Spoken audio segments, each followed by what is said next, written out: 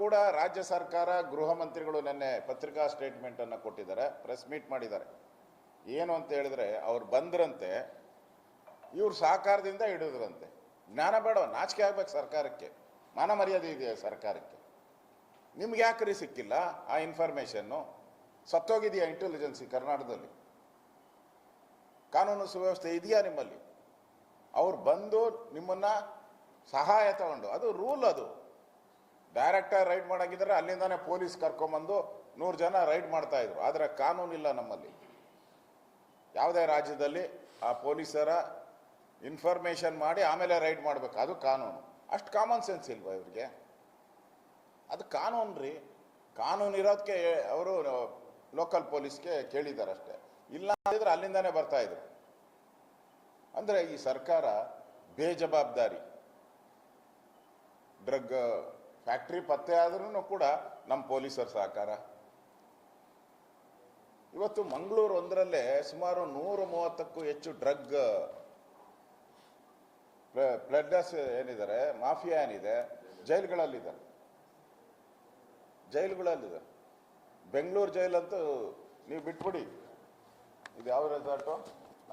ನಮ್ಮ ಮಂಥನ್ ರೆಸಾರ್ಟ್. ಇದು ಈ ಜೈಲುಗಳಲ್ಲೆಲ್ಲ ಈಗ ನಿಮ್ಗೆ ಏನು ಬೇಕು ಎಲ್ಲ ಸಿಗುತ್ತೆ ಅಲ್ಲಿ, 5 ಸ್ಟಾರ್ ಫೆಸಿಲಿಟಿ.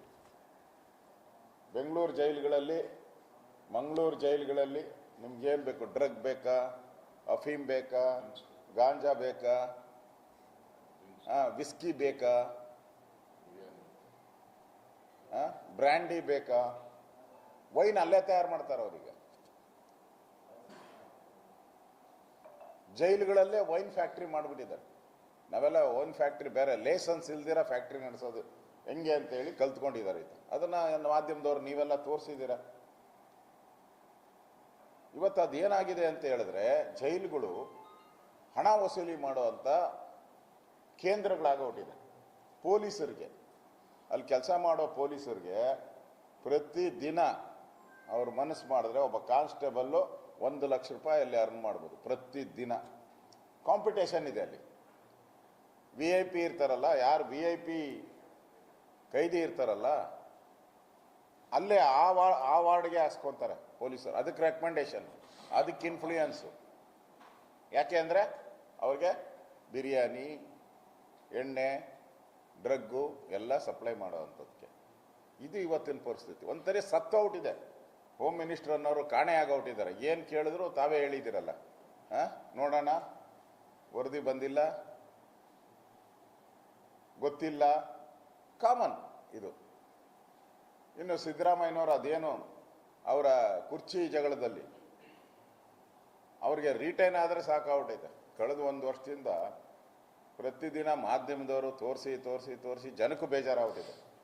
ಯಾರು ಮುಖ್ಯಮಂತ್ರಿ ಅನ್ನೋದು ಜನಕ್ಕೂ ಬೇಜಾರಾಗ್ಬಿಟ್ಟಿದೆ.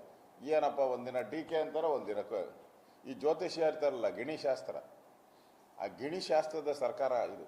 ಗಿಣಿಶಾಸ್ತ್ರ ಹೇಳ್ತೈತಲ್ಲ, ಅದು ಒಂದಿನ ಒಂದು ಹೇಳುತ್ತೆ, ಒಂದು ತೆಗಿಯುತ್ತೆ, ಇನ್ನೊಂದು ದಿನ ಇನ್ನೊಂದು ತೆಗಿಯುತ್ತೆ.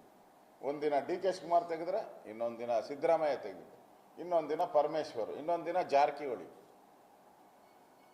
ಮೂಲೆಗಳಲ್ಲಿ ಎದ್ಬಿಟ್ಟಿದ್ದಾರೆ ಕಾಂಗ್ರೆಸ್ MLAಗಳು. ನಾನು ಯಾಕೆ ಆಗಬಾರ್ದು ಚೀಫ್ ಮಿನಿಸ್ಟ್ರು ಅಂತ. ಆ ಪರಿಸ್ಥಿತಿ ಇವತ್ತು ಇದೆ. ಅವರು ಸರ್ಕಾರ ಏನಾದರೂ ಹಾಳಾಗೋಗ್ಲಿ, ಅವರು ಅಧಿಕಾರ ಹಂಚಿಕೆಯಲ್ಲಿ ಅವರು ಕೇಂದ್ರದ ನಾಯಕರು ಏನಾಗಿದ್ದಾರೆ, ಒಂದು ರೀತಿ ಕೇಂದ್ರದ ಕಾಂಗ್ರೆಸ್ ಹೈಕಮಾಂಡ್ ಒಂದು ಸತ್ತ ಹೈಕಮಾಂಡ್ ಔಟಿದೆ. ಅದು ಖರ್ಗೆ ಕೇಳಿದ್ರೆ ರಾಷ್ಟ್ರೀಯ ಅಧ್ಯಕ್ಷರು ಅವ್ರು ತೀರ್ಮಾನ ತೆಗೆದುಕೋಬೇಕು. ನಂದೇನೂ ಇಲ್ಲ, ಇಲ್ಲಿ ಎಲ್ಲ ರಾಹುಲ್ ಗಾಂಧಿ ತೀರ್ಮಾನ ತೆಗೆದುಕೊಂತಾರೆ.